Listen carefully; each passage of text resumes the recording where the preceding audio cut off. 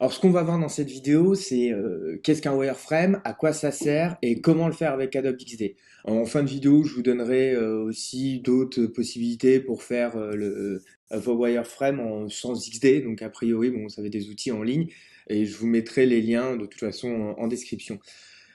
Le wireframe, c'est une des étapes fondamentales de la conception d'un site web ou d'une application. Alors c'est ce qui arrive après, généralement, moi je vais vous expliquer comment je le fais et le processus de tout ça. Là, vous avez un exemple concrètement de ce qu'est un wireframe que j'ai réalisé pour un client. Du coup, ça intervient après l'étape de zoning. Donc le zoning, j'arrive, tac. Le zoning, c'est ça. C'est donc, ça va être ce que vous pouvez voir à l'écran, le wireframe, c'est que je le fais d'abord dans un premier temps sur papier. Donc je prends un papier, un crayon, et voilà, généralement je m'éloigne vraiment de l'outil informatique après avoir regardé, fait mes recherches graphiques sur ce que c'est, avoir fait des captures d'écran, m'être vraiment bien imprégné de l'univers de la marque pour laquelle je dois bosser ou des choses comme ça.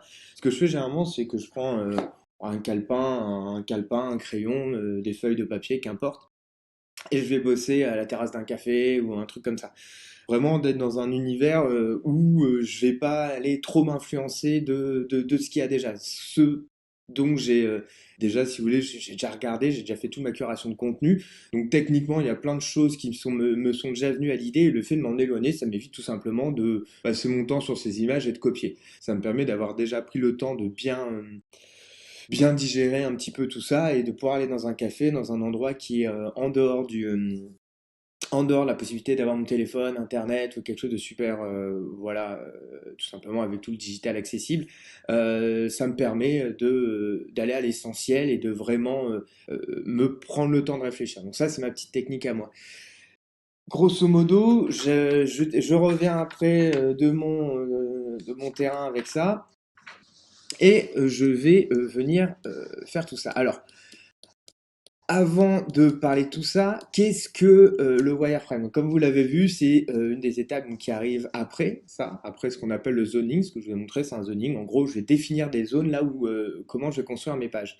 Et du coup, je vais passer au wireframe après. Donc, ce sont des étapes de la création d'un site web ou d'une application qui sont extrêmement fondamentales. On peut retrouver les mêmes choses avec le storyboard dans le cinéma ou la réalisation audiovisuelle, même le storyboard de planches de BD ou ce genre de choses en fait tout simplement, ou tout ce qui est le crowbar pour le dessin, voilà.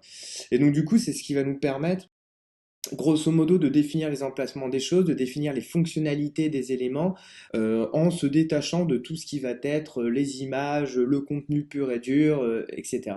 Juste de pouvoir définir si nos pages vont être construites d'une manière harmonieuse, vont être construites avec une bonne architecture de contenu, avec tout ce qui va être une logique aussi de contenu, de hiérarchisation des informations, et tout simplement va nous permettre très rapidement de nous rendre compte si ce que l'on souhaite faire est fonctionnel.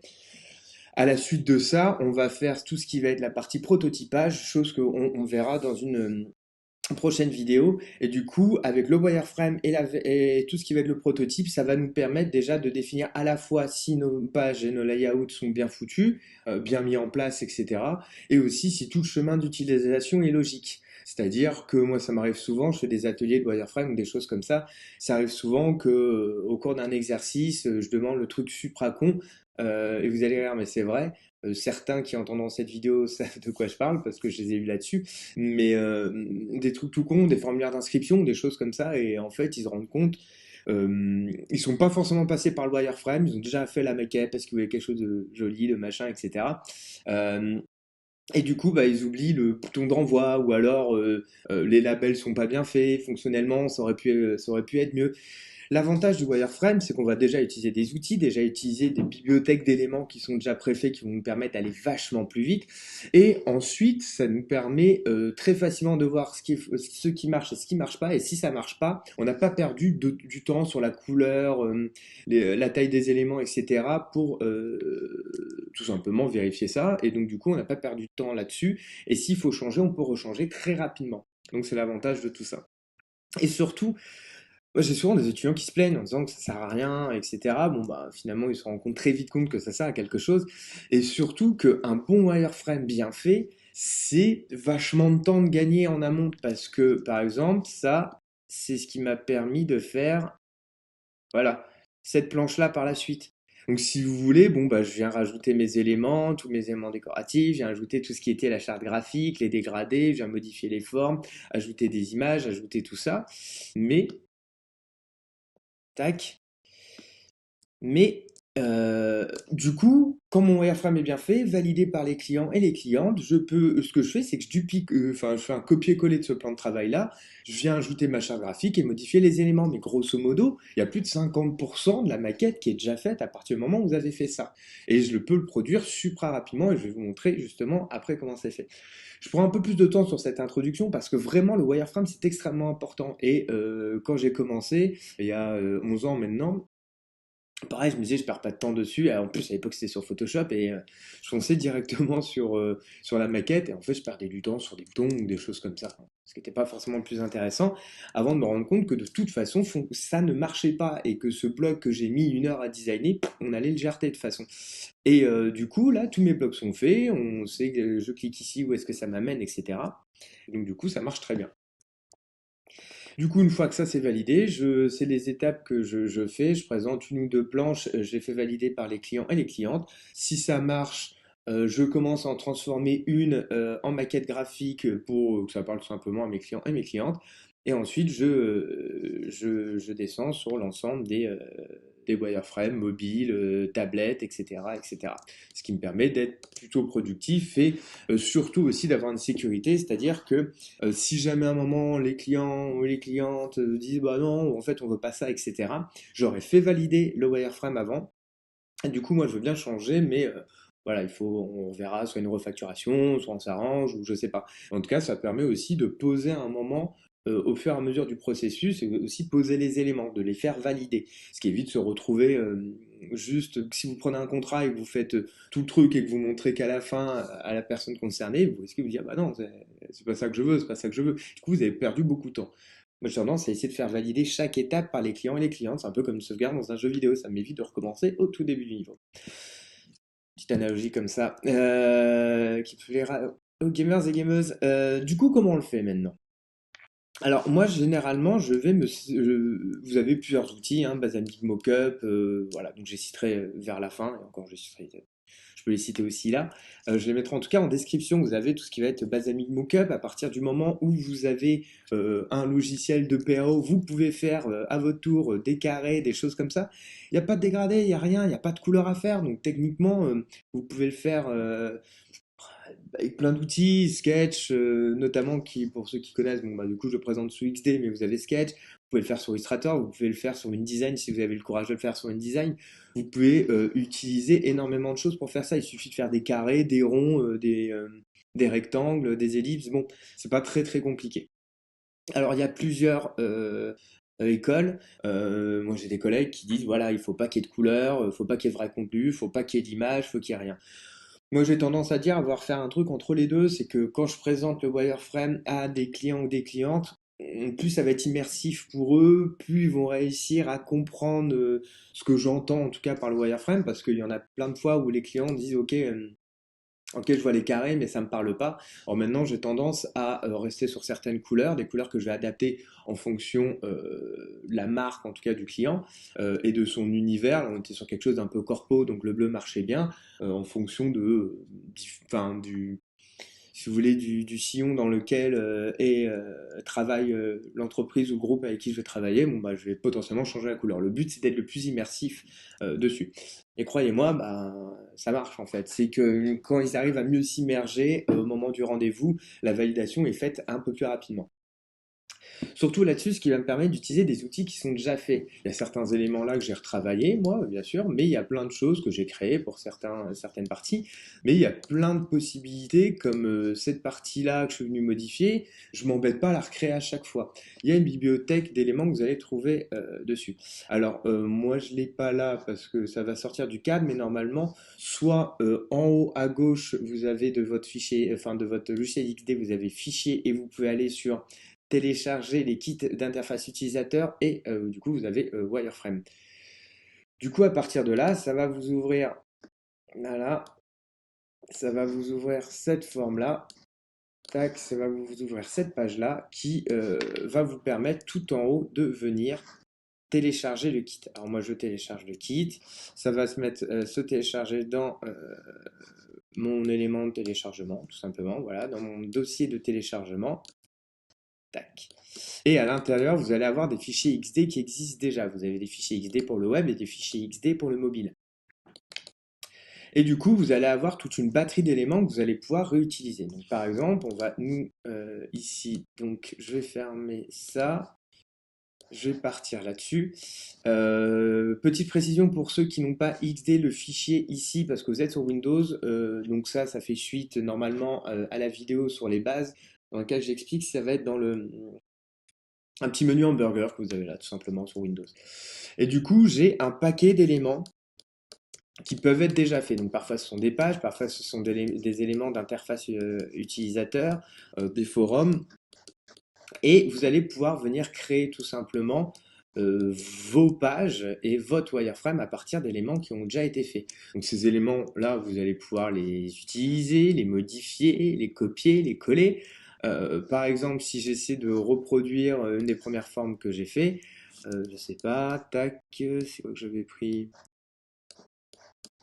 Je sais pas, je pense que j'étais parti sur quelque chose comme ça, ou comme ça, je peux venir copier soit tout le plan de travail ici, et venir l'importer dans mon fichier, et ainsi, je vais pouvoir venir modifier les informations que j'ai envie d'avoir. Par exemple, moi je sais que déjà j'avais des bords arrondis, donc ça on commence à rentrer dans du détail, si vous voulez, graphique. Mais quitte à le faire, bon, ça ne prend pas longtemps. Si j'ai prévu d'avoir des éléments plus arrondis, je le fais là généralement. Rien ne m'empêche de le descendre un petit peu. Tous ces éléments-là, de dire moi sur l'autre truc, je les avais au-dessus et que je vais aligner ici. Par exemple, si je veux modifier un élément, ce que vous pouvez constater, et ça, il faut faire attention, c'est des choses qui s'appellent les composants, tout simplement, sur Adobe XD. Vous avez ici le petit chaînon qui veut dire que ça fait partie d'un composant, voilà, d'un symbole. Vous allez avoir ici. La problématique, donc vous l'avez aussi ici, la problématique, c'est que j'aimerais avoir potentiellement envie de venir modifier les éléments qui peuvent être ici et d'avoir tout simplement la liste des calques et pouvoir travailler dessus. Donc soit vous pouvez aussi en double cliquant dessus venir rentrer et venir modifier les informations de la base en fait. Tac, donc ça c'est une des possibilités. Donc je vais venir lui apporter n'importe quelle couleur, la couleur que je souhaite. Tac. Mais vous avez aussi la possibilité de venir tout simplement sortir ça du symbole pour pouvoir vous en servir d'une manière simplement plus facile, plus agile, ou en faire ce que vous voulez. En faisant un clic droit et faire déconnecter le composant, et à partir de là, ça va vous transformer ça en un groupe qui va avoir l'intégralité des éléments à l'intérieur. Pareil pour les social media, tout ce qui est social media, vous pouvez double-cliquer dessus et retrouver des symboles dans des symboles, ce qu'on appelle les symboles imbriqués, chose qu'on verra, nous, justement, un peu plus tard, dans une autre vidéo. Voilà. Et donc, du coup, je vais pouvoir composer l'intégralité de tout simplement mon wireframe comme ça. Donc, je vais pouvoir agrandir la page. Voilà, je vais pouvoir revenir sur cette étape, me dire qu'en fait, moi, ce qui m'intéresse, par exemple, un élément comme ça. Paf. Je peux le copier, coller, le mettre là, venir le modifier en lui disant, bon, bah, moi, tout ce qui est ici, par exemple, tous ces éléments-là, je veux qu'ils puissent être centrés les uns par rapport aux autres. Je vais enlever ça, section title, et tout simplement, voilà, et venir déplacer toute la partie header ici, par exemple. Voilà. Et là, à partir de là, je peux centrer le groupe. Et je vais pouvoir commencer à créer l'intégralité, si vous voulez, de mon wireframe avec des éléments préfaits ou les reconstruire au cas échéant. Vous voyez, je peux vraiment venir tout modifier, tout récupérer, modifier cette partie-là, venir la mettre là, paf, réutiliser les grilles pour bien aligner, si je le souhaite, paf. On est ici, j'ai toute ma grille, je vais mettre ça dans un groupe, paf, et je vais pouvoir l'agrandir si je souhaite. Voilà. Et dire par exemple un fanion comme ça, je n'en ai pas envie. Vous avez aussi une petite astuce qui va vous permettre, alors, je sais pas si je me rappelle plus si j'ai dit sur l'autre vidéo que j'ai fait du coup il y a plusieurs mois, mais pour récupérer par exemple un élément directement, là si je veux récupérer le petit fanion qui est ici, soit je suis obligé de faire énormément de double-clics pour pouvoir sélectionner, comme vous pouvez le constater ici, le dossier, etc. et venir sélectionner mon tracé. Vous pouvez aussi appuyer sur commande, alors ça doit être contrôle sur Windows, et cliquer sur l'élément que vous voulez récupérer. Et à partir de là, vous allez récupérer directement l'élément ciblé. Voilà. Et à partir de là, vous allez pouvoir créer facilement un wireframe. Donc du coup, avec Adobe XD. En venant modifier, rajouter ce que vous voulez. Par exemple, voilà, je vais enlever ça, je vais enlever ça. Et je vais en garder, je sais pas moi, que ces deux-là. Rien ne m'empêche du coup à partir d'ici, tac, j'ai le preview boss de venir agrandir celui-ci. Comme ça. Et celui-là. Voilà. Après, voilà, c'est pas le truc le plus efficient, hein, mais pourquoi pas. Donc voilà, maintenant c'est à vous de pouvoir trouver comment faire des wireframes. Si vous avez envie qu'on fasse tout un processus de réalisation d'un wireframe et ensuite d'une maquette graphique et ensuite d'une intégration sur Webflow, il n'y a pas de souci, ça pourra faire l'objet d'une vidéo et je vous montrerai comment passer d'un projet complètement à l'autre. Le wireframe, la maquette et ensuite l'intégration sur Webflow. Techniquement, c'est ce qu'on va faire, sauf que je ne vais pas faire pas à pas un wireframe avec vous. D'accord. Donc voilà, je vous laisse avec vos des questions, si vous en avez, en commentaire. N'hésitez pas à les poser ou des suggestions sur des choses que vous aimeriez que je vous montre.